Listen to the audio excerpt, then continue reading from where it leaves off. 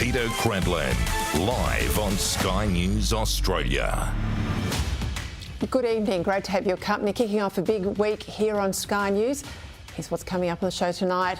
Labor, beholden to the pro-Palestinian left, has launched its own inquiry into that fatal IDF strike on an Australian aid worker. I'll speak with an expert in war crimes law who's advised Australia on similar airstrikes in Afghanistan, who says this inquiry just doesn't stack up and risks further fraying relations with a once trusted friend in Israel. More concerns about how NDIS money is being used, with reports that a convicted child sex offender is receiving support. Now, some of these cases, they're getting over $1 million from taxpayers. Plus, I'll be joined by Sall Grover. She's the brave woman who's fighting to save safe spaces for biological women. An upcoming court case starts this week. It could have the potential for changes to sex discrimination law around Australia. And another boat arrival, the third in, 6 months, isn't it? Since November, as Labor's Achilles heel of border protection comes back to bite them. I tell you, I'm getting flashbacks of the Rudd-Gillard years. Ministers Giles and O'Neill, they're in charge. Hard to think they can rein it in. I think it's now clear that the Prime Minister has lost control of our borders. 13 boats carrying more than 300 people in the last 2 years is a significant load of asylum seekers. They repealed temporary protection visas. We warned them, do not do this. We said if this happens, the boats will start again. And look at what we're seeing right now. Now, we're staying on that boat issue because at the heart of Operation Sovereign Borders was the ironclad resolve that no people smuggling boats would be allowed to get to Australia. The difference between the Abbott government that stopped the boats and the Albanese government that's seen 3 illegal boats arrive in the past few months is that one government believed in stopping them, yet it's far from clear that this one does. On the weekend, the Prime Minister insisted that Operation Sovereign Borders was still in place. Well, we will deal with any unauthorised arrivals consistent with Operation Sovereign Borders, and that's what we've done. And I do note Rear Admiral Saunders' very clear message that there's been no change in policy since 2013. Well, that's simply not true. And I know because I was there when we planned Operation Sovereign Borders and there when we implemented it. And there were 3 specific elements to the policy that stopped the boats under Tony Abbott.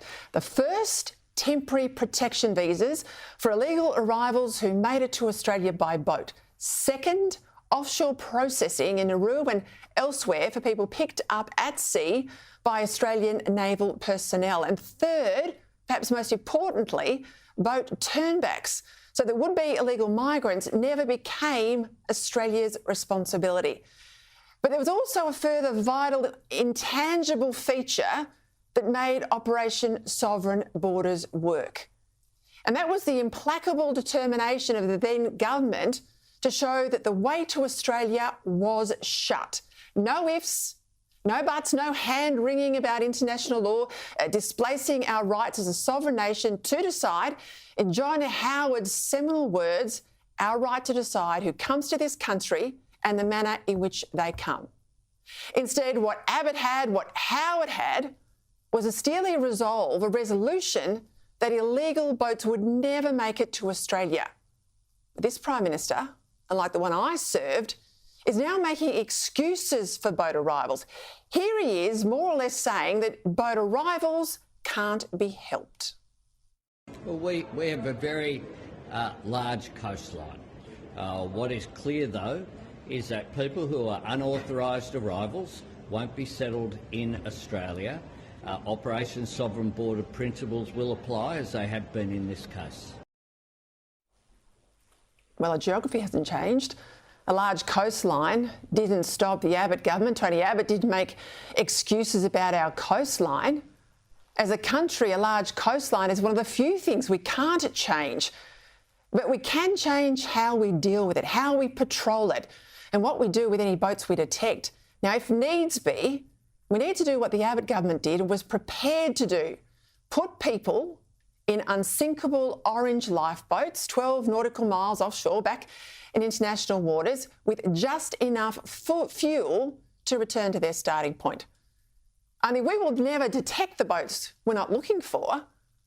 That's because we're not looking for them. That's the problem here.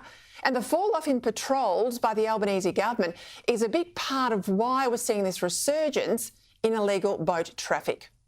And secondly, does the Prime Minister even have the ticker to do what his predecessors did, to turn boats back? Because that's now a legitimate concern. I'm of the view that I would just find it. I couldn't ask someone else to do something that I couldn't see myself doing. And if people were in a boat, including families and children, I myself couldn't turn that around. I would want to make sure that they were safe and secure. That was the position that I came to. Now, it's true that people smugglers have become inventive. It was because they'd started scuttling their boats a few years back, in order to prevent turnbacks, of course, that the Abbott government started using those orange lifeboats that couldn't be scuttled. Now, maybe they've started using faster boats, inflatables perhaps. We see them with the military. They can come to Australia, deposit their customers and then leave so far undetected. But instead of shrugging his shoulders as if this is some new fact of life, the PM and his team need to increase surveillance and patrols so that these boats, if there are new ones, can be intercepted before they make landfall. Now, any claim that in the age of satellites and drones, it's impossible to maintain 24/7 surveillance of the northwest Australian coastline, well, that's a rank admission of defeat, a preemptive surrender to people smugglers. This Prime Ministerial claim that boat people arriving here doesn't really matter because, he says, and I quote, people who are unauthorised arrivals won't be settled in Australia. Well, Prime Minister, that's a bald-faced lie. It's a lie. Because the reality is that most of the 50,000 people who arrived illegally by boat under the former Rudd and Gillard governments are still here. Most of the people who went to Nauru for processing eventually made it to a first world country. Indeed, many were medevaced off Nauru and into Australia thanks to Kerryn Phelps and those other crossbenchers a few years back. Add in the reality of activist lawfare in our courts and the resistance of some countries to take back their own citizens, and the unpalatable truth is that boat people who get here under Labor invariably end up staying here under Labor. Worse still, if they're criminals under the Albanese government, well, they get let out into the community without any real monitoring. This is why it's essential that the boats must be stopped before they arrive.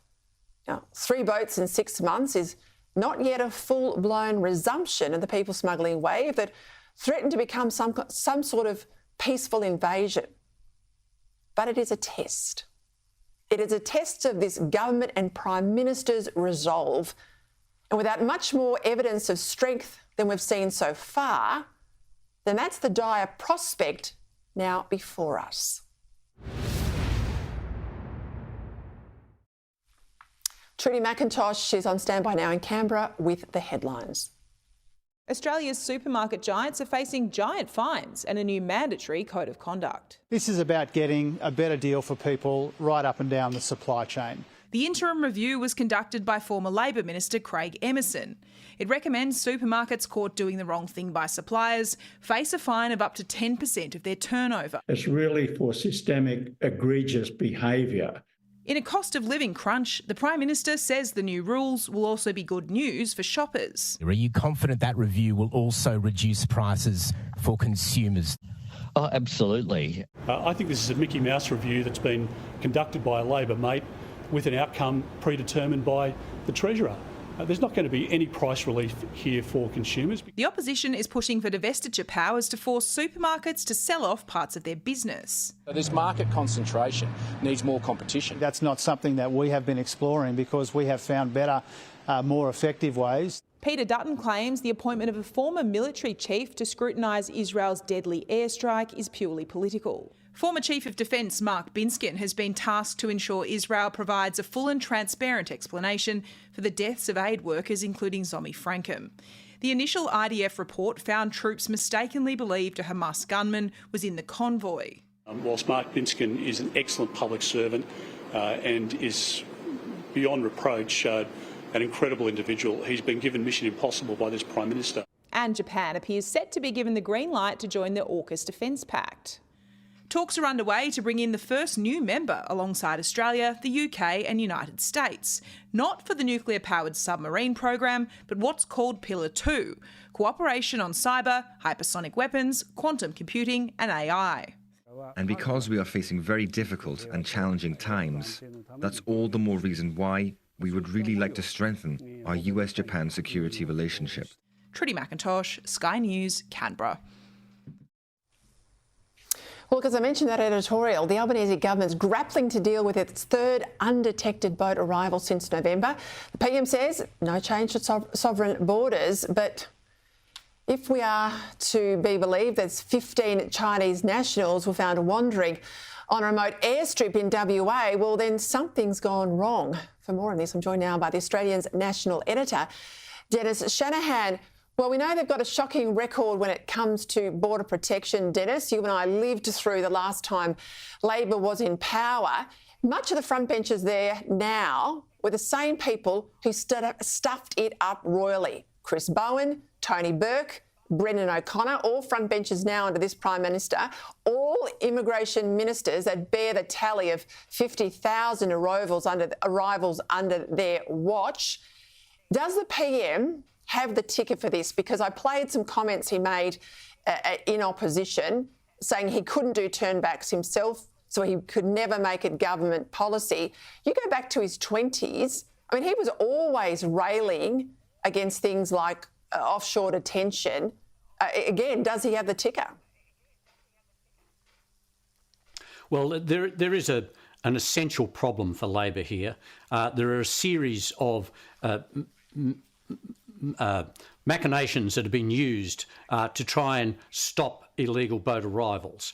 They've included temporary protection visas, offshore processing, mandatory detention, immigration detention on shore.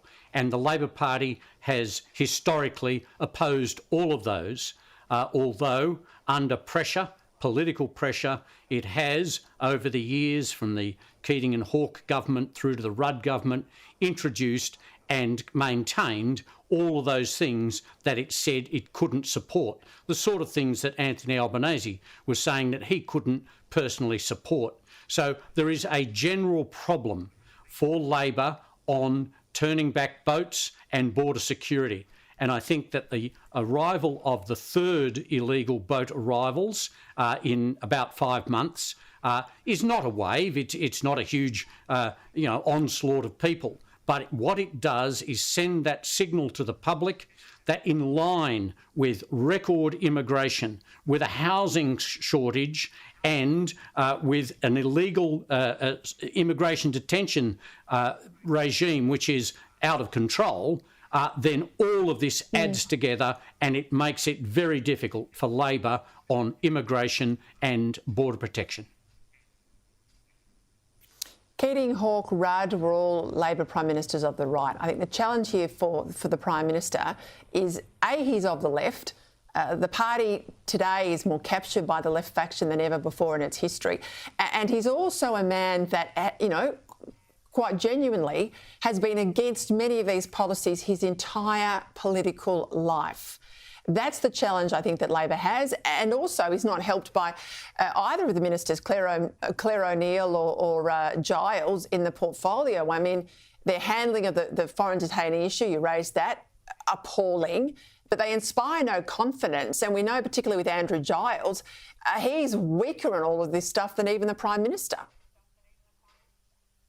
Well, the background, of course, for Giles was as a solicitor appearing for asylum seekers, and so that we know the sympathy for Labor is there, the reluctance. We already know that in the legislation that Giles and O'Neill have put forward, the so-called emergency legislation, involves mandatory detention. It involves a mandatory sentence of at least 12 months for people who are out of immigration detention at the moment, who refuse to go back to their country if they are told to. So these are all these internal contradictions and conflicts within the Labor Party make it harder for them to project a tough and unified view to the public that they are doing what they can on border protection and immigration.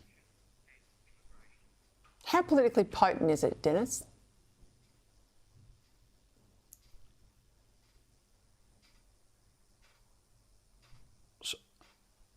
Sorry, I've lost you there. Sorry, so Dennis, that's right, have I got you now? How politically potent is this?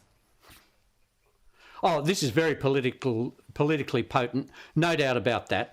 The idea is that the whole issue goes back to Labor's reputation, and what we're seeing at the moment is a real visceral feeling about immigration generally, the record immigration. These are all issues that Labor is on the wrong side of history on, and as a result, they are really facing a difficulty. It's not just about 15 people, Chinese nationals, arriving on the north coast of Australia. It is a much broader issue, and it will be one that will resonate all the way to the election. Well, let's go to the other big news today, that appointment by Penny Wong of our former Defence Force Chief Mark Binskin. I worked with him in the Abbott era. He is a good man. He will now be Australia's special advisor on Israel's response to that airstrike that killed the Australian aid worker last week. Israel was a trusted friend, Dennis. It now looks like we don't trust their ability to investigate. And my concern is, once you query Israel's truthfulness over all of this, I think you're giving currency to those who say October 7 never actually happened. Like, this is a shocking report out of the United Kingdom, 40% of university-educated Muslims in the UK, aged between 18 and 24, they don't believe that Hamas committed the atrocities on October 7. That's according to the Foreign Policy National Security think tank, the Henry Jackson Society, that was out over the weekend. Now, I can't even think of any precedent for us second-guessing or inquiring into an investigation by a sovereign nation ally like this. Can you, Dennis? Well, no. I mean, we did seek an inquiry into the downing of the Malaysian airline, but that was because nobody was taking responsibility and nobody was investigating, and we joined with other allies to do that. And I think that that was perfectly justified.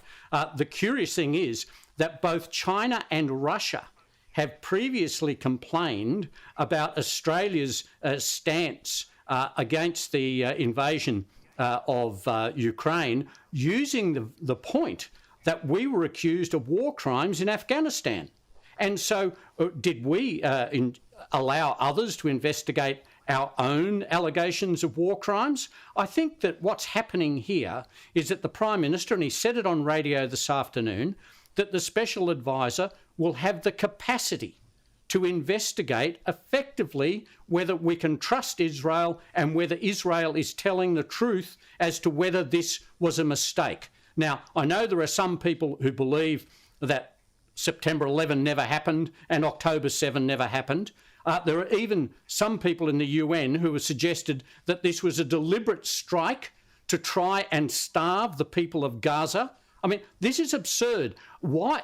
There's been no greater damage done to Israel since October 7 than this attack, this destruction and these tragic deaths of aid workers. But to suggest that somehow that there is some, deliberate attempt is absolutely absurd, and it gives ground to the critics, crazy as they may be. And I think that it's very dangerous. It's very political. It's a political decision. We're trying to ameliorate the local domestic politics, and we're using our previous relationship with Israel, and we're calling that into question. there have been some bad things Israel has done diplomatically, including using Australian passports during a Secret Service assassination. Yes. But what we complained about that. We didn't actually conduct our own inquiry on Israeli soil and say, we're not going to accept what you're saying. I think this is a very dangerous path to go down, and we'll see where it goes. Look, the other thing is, you know, we as a government, the Australian government, suspended payments to UNRWA, the UN relief organisation, after it was alleged, and it does appear to have been pretty correct, that members of its staff were involved in those attacks on October 7. And yet the independent inquiry that the UN called is not over, and yet the Australian government has restored funding to UNRWA. So where is there any consistency in the approach on what we're asking, what we're accepting, and what we are saying needs to be independently tested? I am going to come back to your comments there about this Binskin inquiry being political. It's a political decision, you said, and also that it's motivated by local politics. I'll get into that with my panel, but you're spot on there, Dennis Shanahan. Thank you for your time as always. Right, let's go to a related issue on that United Nations or international law aspect to that inquiry. That strike, as you know, the IDF strike killed 7 people, including an Australian aid worker. I want to have a look now and take you through the planning that goes into a strike like this and all the rules of international law that govern lawful war. My next guest is a PhD in war crimes law, having both taught and practiced as a legal advisor in targeting with special operations task groups in Afghanistan. Along with this, he served as a military police officer, having undertaken the same UN training that Israel applies. I'm pleased to say Dr. Glenn Kolomeitz is with me now. Glenn, this is what few in the media understand or are even talking about on this issue of the IDF strike. Now, I remember a very sobering briefing when I was the PM's Chief of Staff and the West was targeting Islamic State. And as barbaric as they were, I was surprised at all the legal constraints around our ability to take them out. Now, you're an expert. Take us through the planning that goes into a strike so we can better understand what might have happened in Gaza. Peter, you're right. There are constraints. The law of armed conflict balances the military need to defeat the enemy with the humanitarian need to protect civilians. So they do that by taking precautions in the attack and by doing everything feasible in the circumstances to verify that the target is a military objective, so long as these actions do not sacrifice the military advantage. So we have the planners identifying and prioritising targets. They then select the most appropriate weapons and how they will be employed.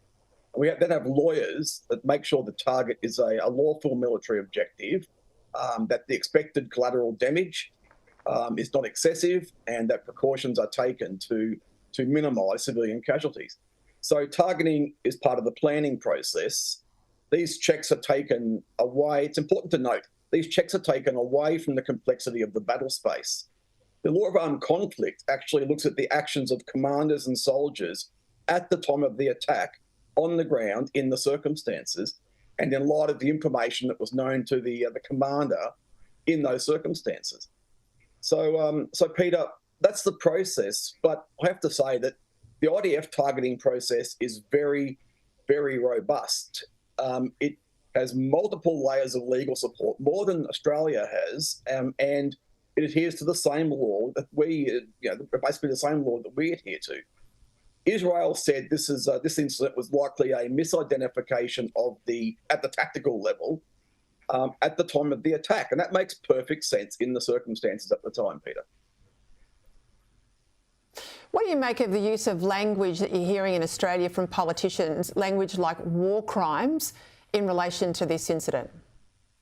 Peter, people have been rolling out language like genocide about Israel's existential fight, which is utter nonsense as well. So rolling out war crimes, the term war crimes, without really understanding what those crimes may be and the circumstances of the case, even on the facts as we know them, Peter, there can be no levelling of war crimes allegations against the targeting cell, so that the planners, and it looks like a mistaken identification by the tactical people, the tactical commanders executing the strikes. So, war crimes is a very dangerous term to be using in these circumstances.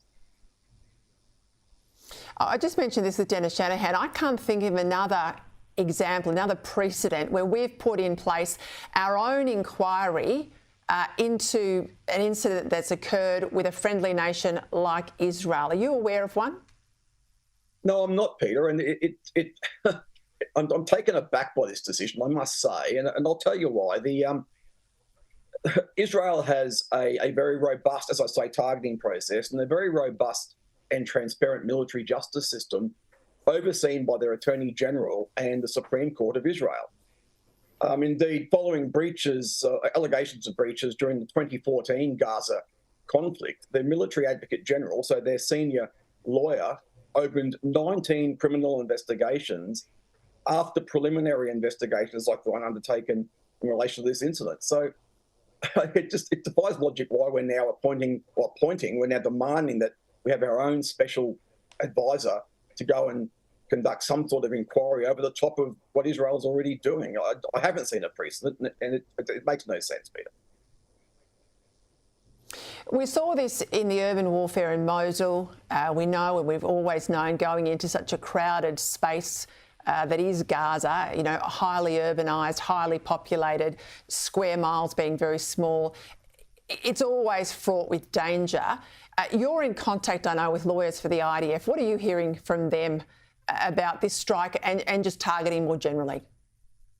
More so about the complexity of the battle space, as you touched on, and Israel's compliance with the international humanitarian law, with the law of targeting. Israel takes, more broadly, extraordinary measures to avoid civilian casualties, and this has been proven, more than any other military in the history of war, and that includes Australia, the US, and the UK. When we factor in the complexity of the battle space, the fact that it's an existential fight, the fact that they have no strategic depth, Israel, so they're surrounded by people who want to deny their existence, want to wipe them out. The extraordinary measures they're taking on the ground to avoid civilian casualties are just that. They are extraordinary and they are very restrained. Glenn Kolomeitz, thank you very much for your time and your expert knowledge on this issue. It's important we have that in the debate. All right, after the break, yet another boat. Question's got to be asked. Has Labor broken Operation Sovereign Borders? Dan Tehan, Liberal Immigration Shadow Minister, up next. Plus, a little later, the magnificent and brave Sall Grover and that landmark court case that's about to start this week that could have huge ramifications for the protection of women's only spaces.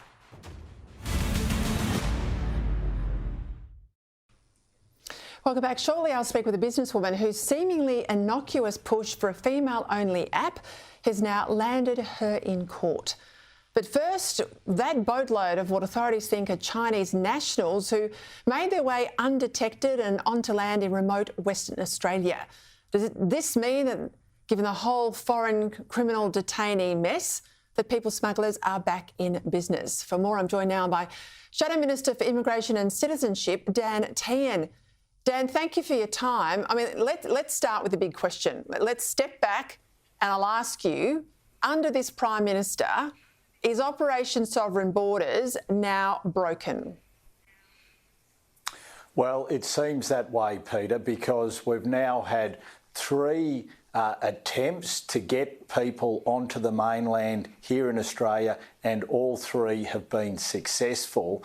And as we spoke about with the second boat that arrived, basically Operation Sovereign Borders didn't have a clue about how that boat got to mainland Western Australia and then was able to remove itself without detection. Now, we've now seen a third boat be able to land, drop people off and go without detection. So it does seem that Operation Sovereign Borders is broken, because the fact that they can get in and our surveillance cannot pick them up and they can get out of here shows a level of sophistication by the people smugglers that we are not able to combat at the moment. You're right to talk about the undetected entry and then exit. I think that's the big departure from what's happened in the past, because we know under Labor there have been boats intercepted. We've had a number of Sri Lankan fishing vessels and other people that have been sent back to their country of origin, but 3 undetected boats. I tell you, Dan, it makes me question yet again the Prime Minister's decision to throw out of the National Security Committee the intelligence agencies, ASIS and ASIO. I mean, they were in the room under Howard, under Rabbit. Perhaps if they were in the room, he might have a bit of intelligence about these boats. A very good point, Peter, and one that hasn't been picked up yet, but you are absolutely spot on. Intelligence is key, and he's removed them from around the National Security Cabinet table. Not only that, it's the arrogance as well, where he sits there and says, there's nothing to see here. We've done nothing to adjust Operation Sovereign Borders, when he's taken temporary protection visas away. And also he's reduced the amount of surveillance which Operation Sovereign Borders can conduct both through on the air, on the sea and through the air. So major changes, and yet he arrogantly says that there's nothing to see here. This is deeply concerning, and the Prime Minister does need to act. He needs to get those intelligence chiefs back on the National Security Committee of Cabinet. He needs to get more funding into the budget so more surveillance can take place, and he needs to restore temporary protection visas. Yeah, Tony Abbott used to call it a 3-legged stool. You take away any one of those 3 elements, and they've already taken away TPVs, and we know the Prime Minister is philosophically against turnbacks. You know, the stool doesn't stand up or doesn't hold the weight of anybody, and that's clearly what's happening here. But just explain for my viewers a little bit more about the reduction in surveillance, the budget changes, because I think that's not been picked up well enough in the media either.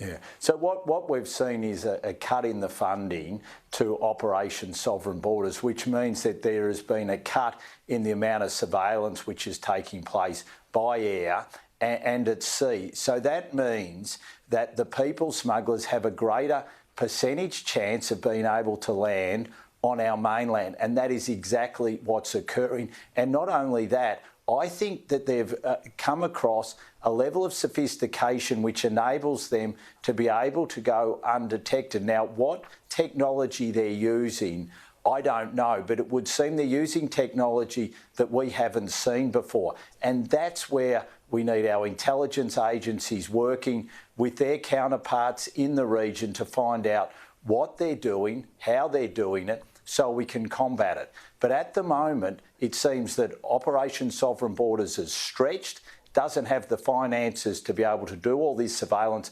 plus do that work that's needed in the region to find out what is happening. And that's why we're getting these boats arriving. And while you've got a weak Prime Minister who arrogantly is dismissing this as a problem, and as your viewers would know, 2 of the most incompetent ministers I think we've ever seen in one portfolio together, and that's the Home Affairs Minister and the Immigration Minister. Of course the people smugglers are going to test our resolve, and it's exactly what they're doing. Well, just on that Immigration Minister, Andrew Giles, I mean, he gave this, I want to say it's extraordinary, but it was actually laughable, interview to the left-leaning Saturday paper on the weekend. He described himself as a persuader. He said, and I quote, "I'm focused on demonstrating to the community a sense of control over our systems. I think I'm a persuader," he says. "I'd like to think of myself as deliberate in how I do my work." Now, Dan, if he can't put an ankle bracelet on a rapist and keep it on the rapist's ankle, how on earth is he going to stop the boats again?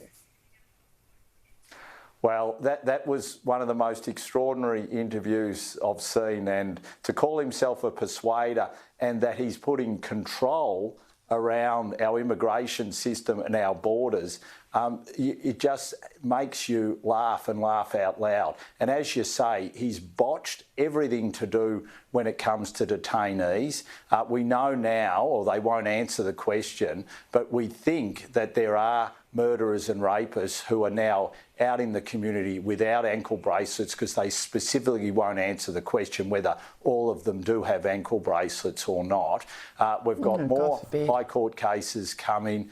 It's just a farce upon a farce, and yet here he is saying he's the great persuader. Well, the only thing he's persuaded is the people smugglers to start up again, and that is of deep concern to our nation. It is a terrible indictment on where we are now. Dan, thank you for your time. Dan Tehan, the Immigration Shadow Minister. Right after the break, I'll speak to the woman who's prepared to go through the courts to defend women's only spaces, vowing she will keep fighting for women. Plus, how sex offenders are accessing millions of dollars in NDIS support. More on that later.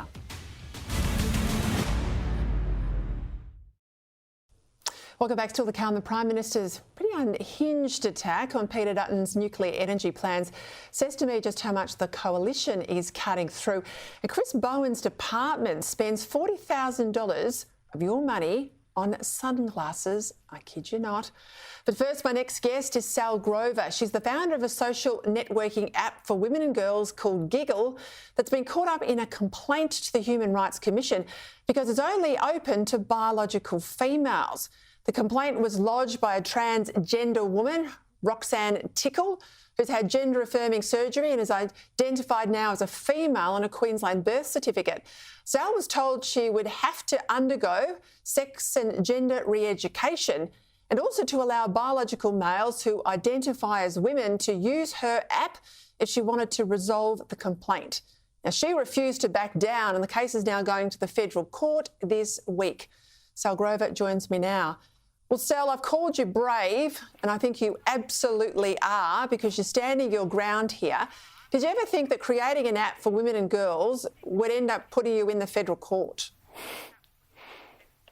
Absolutely no way. I just want to run a platform for women. I mean, I didn't know that this whole gender identity ideology existed. Never in my wildest nightmare did I think that there was anyone saying that men are actually women if they just say it.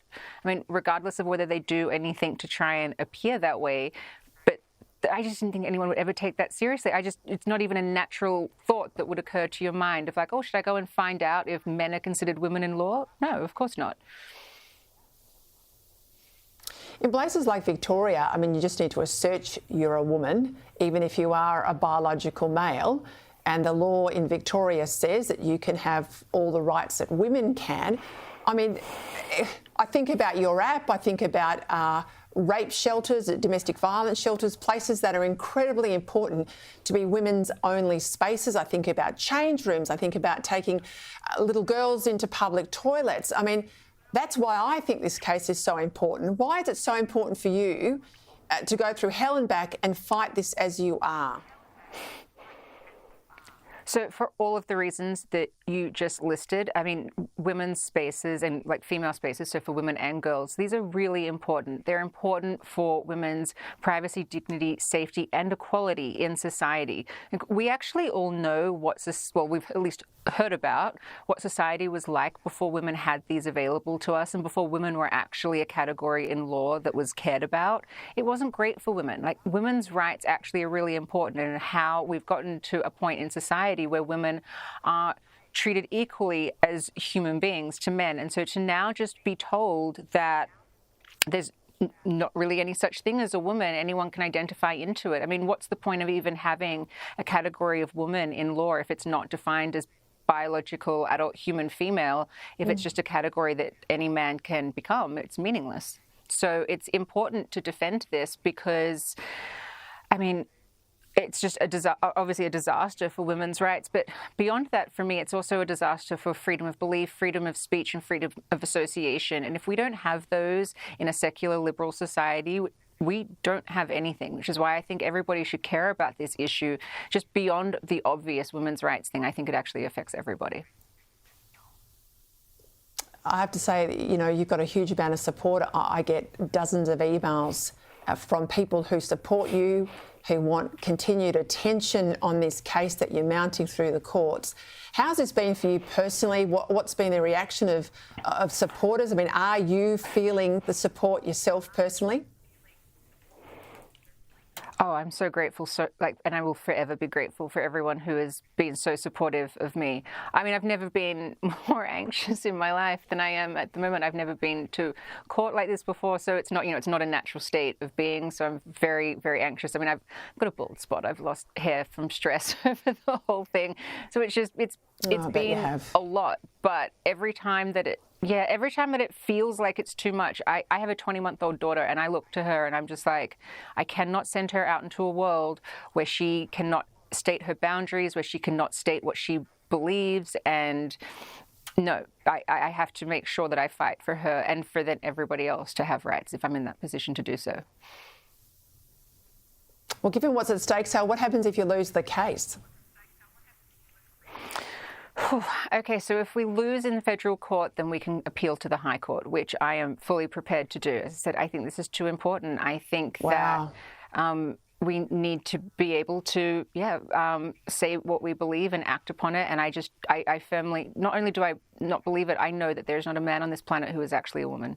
There just isn't one. These are proper, actually defined biological categories. Pretty cut and dried. Sall Grover, I wish you all the very best. I've got a strap there on the screen for my viewers at home. Anyone who can, I know things are tough at the moment, who can support you, I urge them to do that. gigglecrowdfund.com. Sal, we'll follow this closely. All the very, very best thoughts and prayers with you. Goodness me, I tell you what, she's fighting for all of us, not just women, you know, dads with girls, men with husbands with wives. The whole box and dice. This is something we all should care about.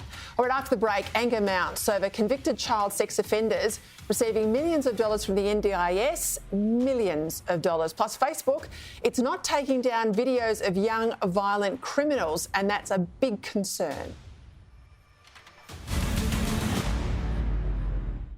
Right, I want to get you across all the other headlines you need to know about tonight.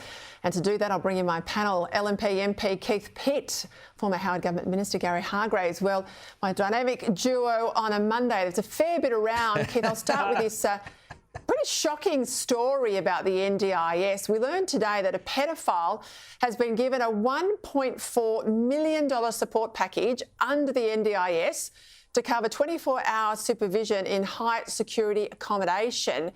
Now, you can understand the anger of taxpayers. He's not alone, is he?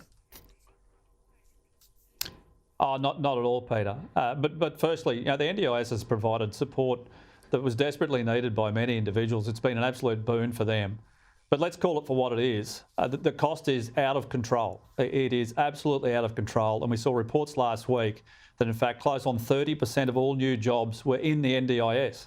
That is just not sustainable.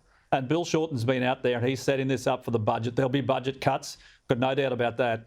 And the bits that really worry me is those individuals who have severe disabilities, the ones that need the absolute and most support, are struggling to get people to help them because, you know, those carers can take an opportunity which is not quite as challenging and not quite as difficult. So how about we help the ones who are desperately in need first, and we need to get this under control. And we saw those reports last week of people being offered trips to music festivals. Prostitution's been rumoured about for some time, all that stuff, lawns mowed, etc., etc. Hey, I spoke with Dennis Shanahan about this, Gary, at the top of the show, about the motivations behind Labor second-guessing Israel's inquiry into that IDF strike. Now, Dennis Shanahan says he believes it's a political decision and it's about local domestic politics in Australia. Well, let's just go through what was revealed in the Australian newspaper today. The Australian reveals there's at least 2 new registered websites linked to political and community networks that rank MPs in so-called focus electorates where the Muslim population is about 10% or more. And one of these sites, again, in the Australian today, called Muslim Vote, says it's got substantial funding to drive campaigns and around 2,000 volunteers ready to door knock at the next election. mobilising the Muslim vote to make pro-Arab changes to Australia's foreign policy, that's straight out of the playbook in the UK, and that's a worry to me, Gary. And it should be, Peter, but it's also happening in the United States as well, where Joe Biden is caving into the same kind of stuff. It's almost like October 7 didn't exist in the minds of some of these weak politicians, and the Prime Minister is playing that card right now. You've only got to look at the recent Brisbane City Council election, a long-standing, great local councillor with a large Islamic vote in her constituency, lost a seat to Labor. And what was the issue that was driving the votes? It wasn't about the great management of the local council or indeed the local parks or anything like that. It was about what was happening in Gaza. And, you know, we can't forget what happened, and that was Angela Owen in the Callum Vale ward. You cannot forget what happened on October 7. We should not be giving these terrorists a leave pass because Anthony Albo is in some sort of political problem. He's already got problems in Western Sydney, where Muslim business owners know how bad the economy is, but they're not voting about their wallet, they're voting about their heart. Now, I respect that. But seriously, local councillors getting voted out because of a position on Gaza? They've got to rethink their strategy, but Albo is pandering to them. He's turning his back on the Jews, and the Jews are a minority that need our support right now, and it's just simply wrong, Peter, wrong. I might say it again, that report out of the UK, out of a think tank called Henry Jackson Institute, who says that of the Muslim-educated population in the UK that was surveyed, 40% of 18 to 24-year-olds do not believe that October 7 happened. That's what we've got to guard against here in Australia. Wow. Let's go to nuclear power if we can, Keith. Peter Dutton's nuclear energy plan has been attacked pretty hotly by the Prime Minister. He says it won't be possible to deliver small modular reactors by the middle of 2030. But that's not the overseas experience, is it? So how does he get away with it? Well, who do you want to believe, Peter? Prime Minister Albanese or Rolls-Royce? Yeah. Well, I'm going with Rolls-Royce. Yeah. This is what they do for a living, and they've got thousands of people that do it. Yep. And they're not that small. I mean, the proposal's almost 400 megawatts or around there. And to give your viewers an idea, that's the same size as the units that are at Stanwell Corporation near Rockhampton. 4 of them. So they're about 365 megawatts each there. So these are still quite substantial generators. They're atypical for what you would see in Australia and many locations around the country, and they work. They work all the time. And, you know, the next election, Peter, this will be a contest. It will be about energy security, particularly national security. And I don't think any of your viewers want this country reliant on Chinese manufacturing for solar panels and wind turbines. We need to look after ourselves and our own country and our own national security. And affordable and reliable electricity, and nuclear delivers it. Here. I tell you what, Gary, at the same time, of course, we've got Chris Bowen's department. This is the Department of Climate Change. They have spent close to $40,000 on sunglasses for, quote, extreme climate. This is for the Australian Antarctic Division. And nearly $27,000 on an executive planning day. Now, I don't know what they're planning. They don't get a hell of a lot done. But, you know, you've got this department spending that sort of money, and yet the policies that come out of that department are why pensioners can't put the heater on and can't pay their light bill. You know, Peter, when I was a minister, I saw departmental officers bringing forward the T-shirt, the snow jacket, fully insulated, marvellous stuff. They print the T-shirts and the kit before they get the policy right, a lot of these people in Canberra. Who in Queensland would want a snow jacket? But, of course, the departmental officers brought me the snow jacket. I mean, fair income. This is the sort of stuff that does my head in. And the idea of hiring people to hold hands to sing Kumbaya with you at a gathering is not unusual, but the sunglasses thing is wrong. We are the shameless waste of time and money by this government. This is a government that seems to have lost its way completely and are just playing distraction games now. They don't have anything substantial. They just simply want to create division, hurt and difficulty. Even the grocery prices and all of the stuff they're talking about. I mean, you can't trust them with petrol prices, with power prices. You can't trust them not to increase taxes. And I don't care what's coming in the budget. I'm worried about what's going to happen after the election if they come back. And I think that's the real threat to Australians. Can you afford another 3 years of this mob? I don't think you can. Simple.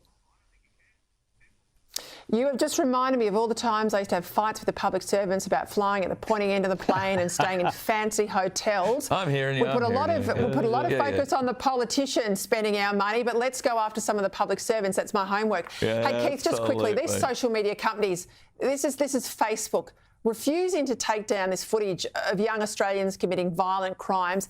This is what's fueling things. Yeah. Well, for them, it's about the clicks, Peter. For me, it's them aiding and abetting criminals, and we should treat them as such. Absolutely. And we should make it a serious crime, because the people that I represent are sick of it. They're sick of youth crime. They're sick of having their houses and cars broken into. And this is one way we can crack down on this. And Meta should hang their heads in shame. Yep. Right, well, let's hope the legislators go after them. Gents, thank you. See you both next week. Great to have your company. That's it for me. I'll be back tomorrow night, of course. Here is Andrew Bolt.